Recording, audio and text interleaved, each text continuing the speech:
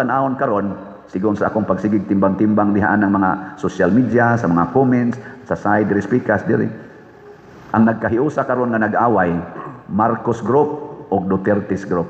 Nabilong gani kas Duterte's Group, ang imong kaso magpatong-patong. Mabilong gani ka sa Marcos Group, wa kay kaso. Ana.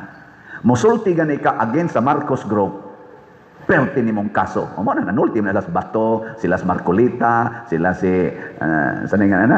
Escudero, sila si Villanueva, Jinggoy. Perting kaso nila karon.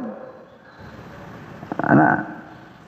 Pero di gani ka musulti, awa kay kaso. Mga igsoon, ang atong nasod gitawag natog motherland, inahan. Si Maria gustong mo manalipod sa atong nasod. Mauni ang atong inahan.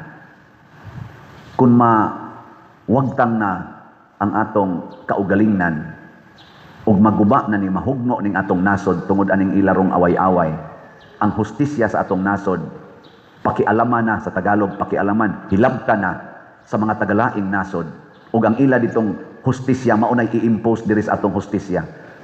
Unsa may tawag nato, ulipon. Tanawon karon sigon sa akong pagsigig timbang-timbang dihaan ng mga social media, sa mga comments, sa side speakers diri.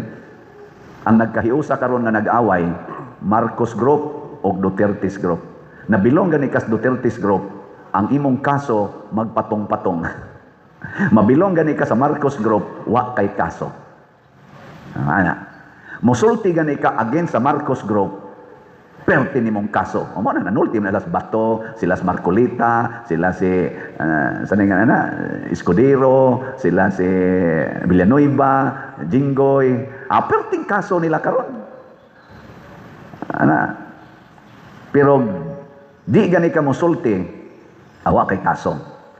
Mga igsoon, ang atong nasod gitawag natog motherland, inahan. Si Maria gustong mo manalipod sa atong nasod.